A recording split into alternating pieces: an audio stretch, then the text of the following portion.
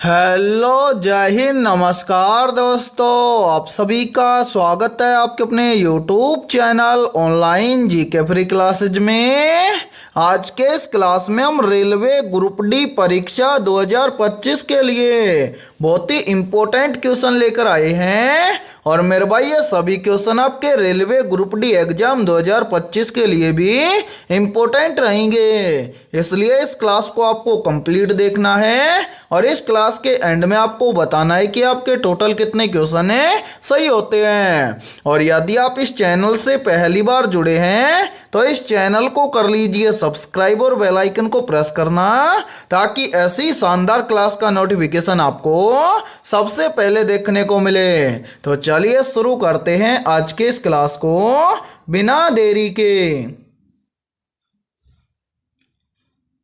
पहला प्रश्न है आप सभी के सामने, निम्न में से विटामिन सी का रासायनिक नाम क्या है। मेरे भाई मोस्ट इंपोर्टेंट प्रश्न है ये, तो जल्दी से बताइए इन चारों में से करेक्ट आंसर क्या होगा। आपसे पूछा गया है कि निम्न में से विटामिन सी का रासायनिक नाम क्या है, तो यहाँ पर देखिए इन चारों में से करेक्ट आंसर हो जाएगा सभी का ऑप्शन है बी, यानी कि विटामिन सी का रासायनिक नाम है एस्कॉर्बिक एसिड। तो पहले प्रश्न के अंदर करेक्ट आंसर हो जाएगा सभी का ऑप्शन है बी। और मेरे भाई यहाँ पर देखिए यहीं से एक क्वेश्चन और बनता है, और ये क्वेश्चन भी काफी बार एग्जाम के अंदर पूछा जाता है कि विटामिन सी की कमी से कौन सा रोग होता है। तो याद रखना विटामिन सी की कमी से स्कर्वी नामक रोग होता है। ठीक है, तो चलिए फिर अगला प्रश्न देखते हैं। दूसरा प्रश्न है आप सभी के सामने, लाफिंग गैस का रासायनिक नाम क्या है। ऑप्शन ए है नाइट्रस ऑक्साइड, ऑप्शन बी है क्लोरोपिक्रीन, ऑप्शन सी है मीथेन, और ऑप्शन डी है ओजोन। तो यहाँ पर देखिए इन चारों में से करेक्ट आंसर हो जाएगा सभी का ऑप्शन है ए, यानी कि लाफिंग गैस का रासायनिक नाम है नाइट्रस ऑक्साइड। तो दूसरे प्रश्न के अंदर करेक्ट आंसर हो जाएगा सभी का ऑप्शन है ए। तो चलिए फिर अगला प्रश्न देखते हैं। तीसरा प्रश्न है आप सभी के सामने, निम्न में से प्लास्टर ऑफ पेरिस का रासायनिक सूत्र है। मेरे भाई मोस्ट इंपोर्टेंट प्रश्न है ये, तो जल्दी से बताइए इन चारों में से करेक्ट आंसर क्या होगा। काफी बार एग्जाम के अंदर पूछा जाता है कि प्लास्टर ऑफ पेरिस का रासायनिक सूत्र क्या है। तो यहाँ पर देखिए इन चारों में से करेक्ट आंसर हो जाएगा सभी का ऑप्शन है सी, यानी कि प्लास्टर ऑफ पेरिस का रासायनिक सूत्र होता है CaSO4 हाफ H2O। तो तीसरे प्रश्न के अंदर सभी का राइट आंसर हो जाएगा ऑप्शन है सी। और मेरे भाई यहाँ पर देखिए आप सभी के लिए बहुत ही इंपॉर्टेंट सूचना है, यदि आप पहली बार के अंदर रेलवे ग्रुप डी एग्जाम 2025 को क्रैक करना चाहते हैं, तो हमने आपके रेलवे ग्रुप डी एग्जाम 2025 के लिए जीके, जीएस, साइंस, मैथमेटिक्स और रीजनिंग यानी कि ऑल सब्जेक्ट के ऊपर 21,000 प्लस मोस्ट इंपोर्टेंट क्वेश्चनों का पीडीएफ सेट तैयार किया है। जो भी अभ्यर्थी ये पीडीएफ सेट लेना चाहता है वो हमारे इस व्हाट्सएप नंबर पर कांटेक्ट करके ले सकता है। और मेरे भाई इस पीडीएफ सेट की प्राइस हमने रखी है मात्र और मात्र 51 रुपये, यानी कि मात्र 51 रुपये की फीस के अंदर आपको सॉल्यूशन के साथ में 21,000 प्लस रामबाण क्वेश्चनों का पीडीएफ सेट दिया जाएगा। और मैं आप सभी को एक गारंटी देता हूं, यदि आप एग्जाम से पहले इन 21,000 क्वेश्चनों को अच्छे से तैयार कर लेते हो तो आप पहली बार के अंदर रेलवे ग्रुप डी एग्जाम को क्रैक कर जाओगे। ठीक है, तो चलिए फिर अगला प्रश्न देखते हैं। चौथा प्रश्न है आप सभी के सामने, बेरी बेरी रोग किस विटामिन की कमी के कारण होता है। ऑप्शन ए है विटामिन सी की कमी के कारण है, ऑप्शन बी है विटामिन ई की कमी के कारण है, ऑप्शन सी है विटामिन बी1 की कमी के कारण है और ऑप्शन डी है विटामिन ए की कमी के कारण है। तो यहाँ पर देखिए इन चारों में से करेक्ट आंसर हो जाएगा सभी का ऑप्शन है सी, यानी कि बेरी रोग विटामिन बी1 की कमी से होता है। तो चौथे प्रश्न के अंदर करेक्ट आंसर हो जाएगा सभी का ऑप्शन है सी। तो चलिए फिर अगला प्रश्न देखते हैं। पांचवा प्रश्न है आप सभी के सामने, निम्न में से वसा में घुलनशील विटामिन कौन सा है? ऑप्शन ए है विटामिन ए, ऑप्शन बी है विटामिन डी, ऑप्शन सी है विटामिन के और ऑप्शन डी है उपरोक्त सभी। तो जल्दी से बताइए इन चारों में से करेक्ट आंसर क्या होगा। आप सभी से पूछा गया है कि निम्न में से वसा में घुलनशील विटामिन कौन सा है। तो यहाँ पर देखिए इन चारों में से करेक्ट आंसर हो जाएगा सभी का ऑप्शन है डी, यानी कि ये सभी क्या है वसा में घुलनशील विटामिन है, यानी कि विटामिन ए, विटामिन डी और विटामिन के, ये तीनों क्या हैं वसा में घुलनशील विटामिन हैं। तो पांचवें प्रश्न के अंदर करेक्ट आंसर हो जाएगा सभी का ऑप्शन है डी। और मेरे भाई यहाँ पर देखिए एक प्रश्न का आंसर सभी को कमेंट सेक्शन के अंदर कमेंट करके बताना है। प्रश्न है कि जल में घुलनशील विटामिन कौन सा है, ठीक है। इस प्रश्न का आंसर सभी को कमेंट सेक्शन के अंदर कमेंट करके बताना है। तो चलिए फिर अगला प्रश्न देखते हैं।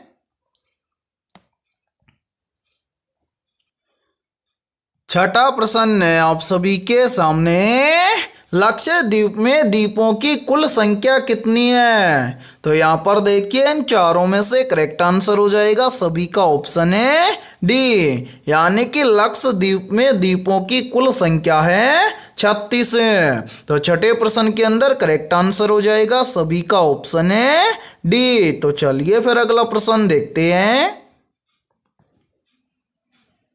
सातवां प्रश्न है आप सभी के सामने, नीलगिरी पर्वतमाला की सबसे ऊंची चोटी कौन सी है? ऑप्शन ए है अनाईमुड़ी, ऑप्शन बी है दोदा बेटा, ऑप्शन सी है अमरकंटक और ऑप्शन डी है महेंद्रगिरी। तो जल्दी से बताइए इन चारों में से करेक्ट आंसर क्या होगा।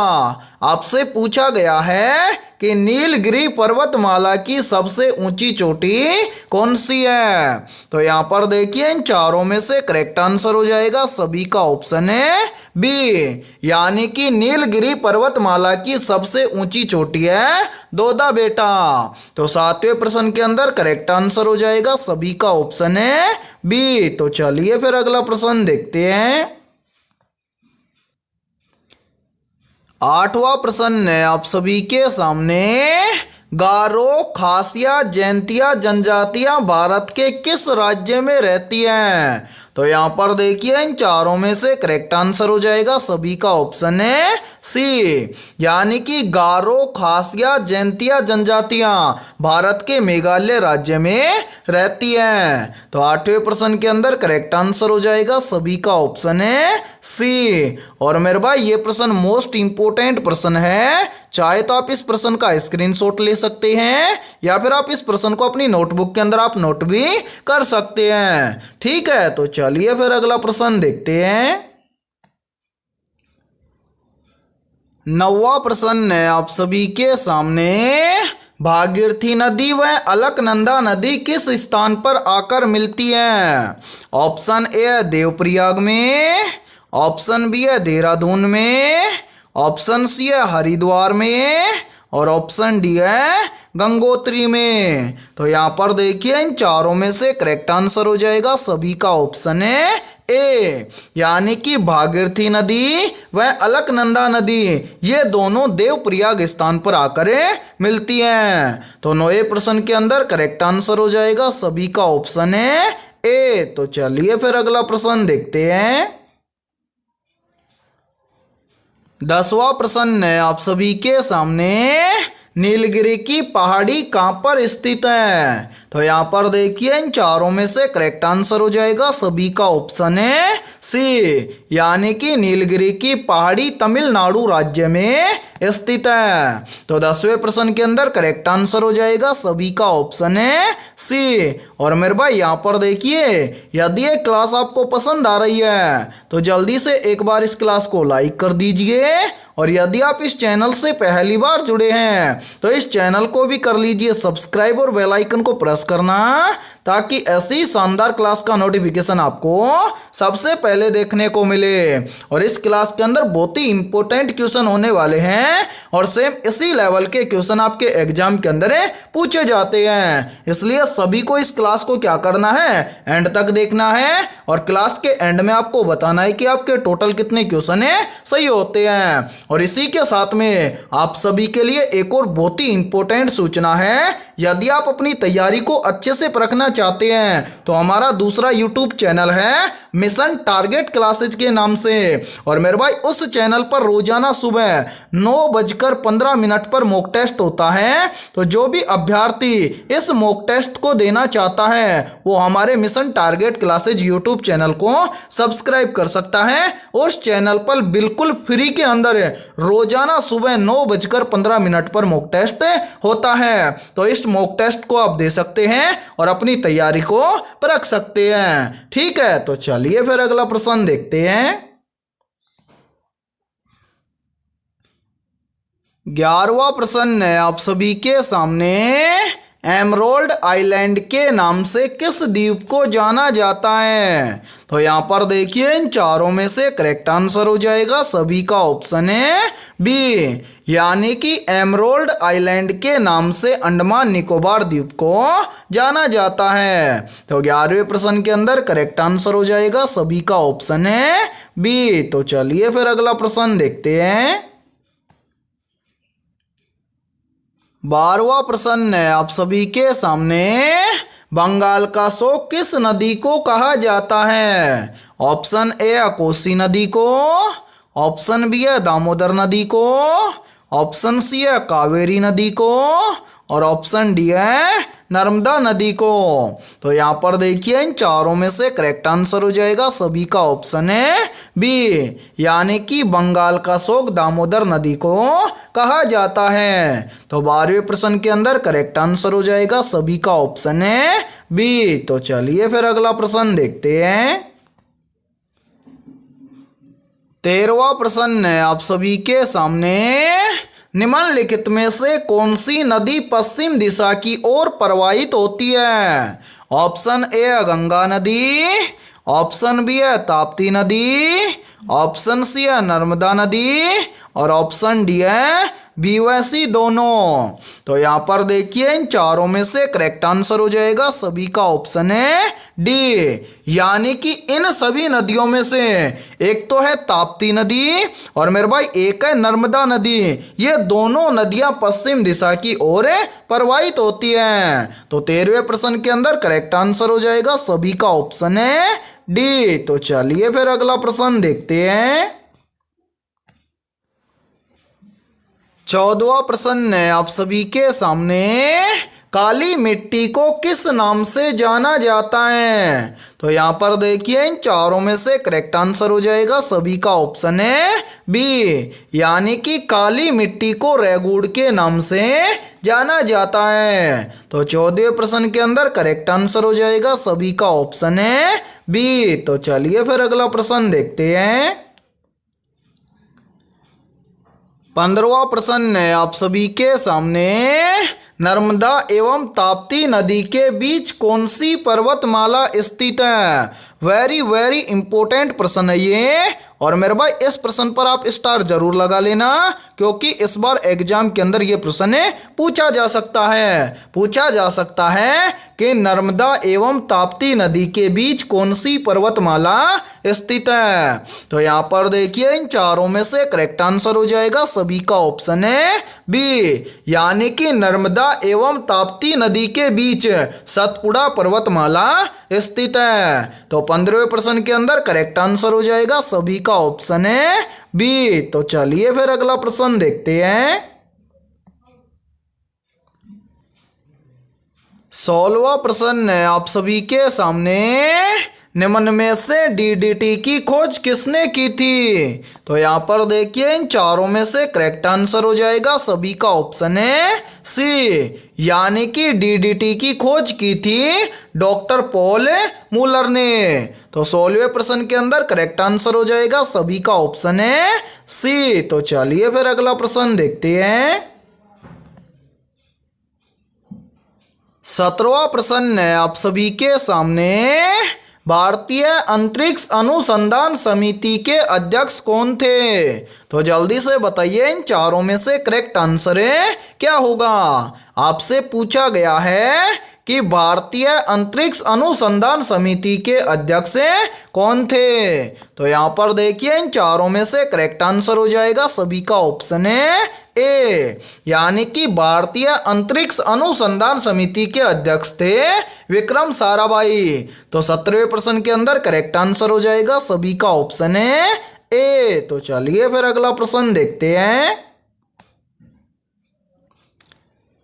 18वां प्रश्न है आप सभी के सामने, भारतीय अंतरिक्ष अनुसंधान संगठन की स्थापना कब हुई थी? ऑप्शन ए वर्ष 1970 में, ऑप्शन बी है वर्ष 1994 में, ऑप्शन सी है वर्ष 1872 में और ऑप्शन डी है वर्ष 1969 में। तो यहाँ पर देखिए इन चारों में से करेक्ट आंसर हो जाएगा सभी का ऑप्शन है डी, यानी कि भारतीय अंतरिक्ष अनुसंधान संगठन की स्थापना हुई थी वर्ष 1969 में। तो 18वें प्रश्न के अंदर करेक्ट आंसर हो जाएगा सभी का ऑप्शन है डी। तो चलिए फिर अगला प्रश्न देखते हैं।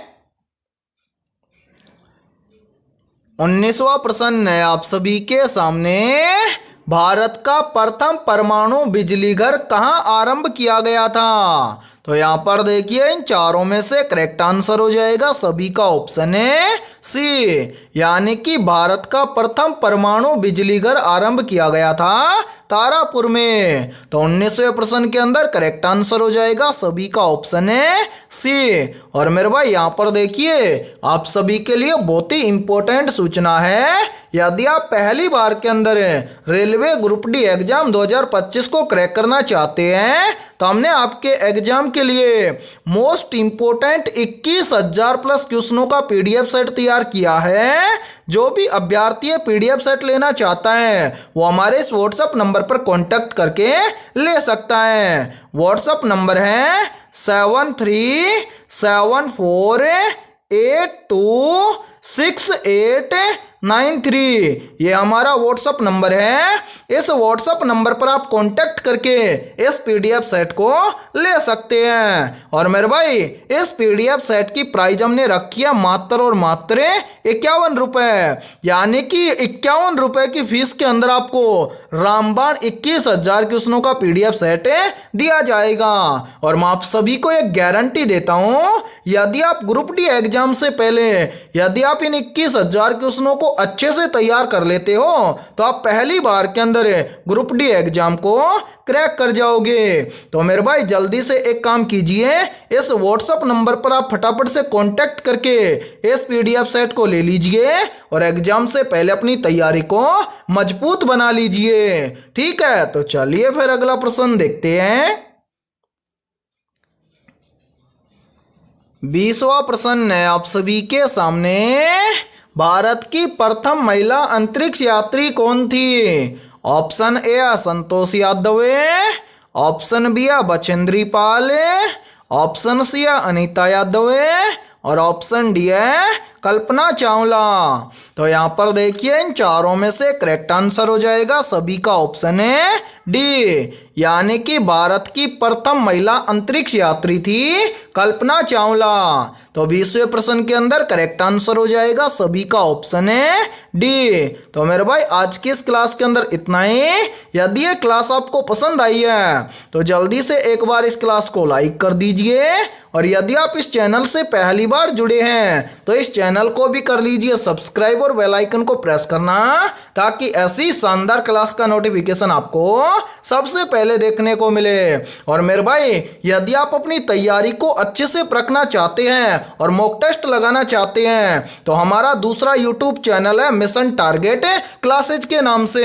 उस यूट्यूब चैनल पर मेरे भाई रोजाना सुबह 9:15 पर क्या होता है, मॉक टेस्ट होता है। जो भी अभ्यर्थी मॉक टेस्ट लगाना चाहता है वो हमारे mission target classes YouTube channel को सब्सक्राइब कर सकता है। और मेरे भाई ये मॉक टेस्ट बिल्कुल फ्री करवाया जाता है। ठीक है, तो फिर मिलते हैं ऐसे ही बेहतरीन क्वेश्चनों के साथ सुबह 7 बजे।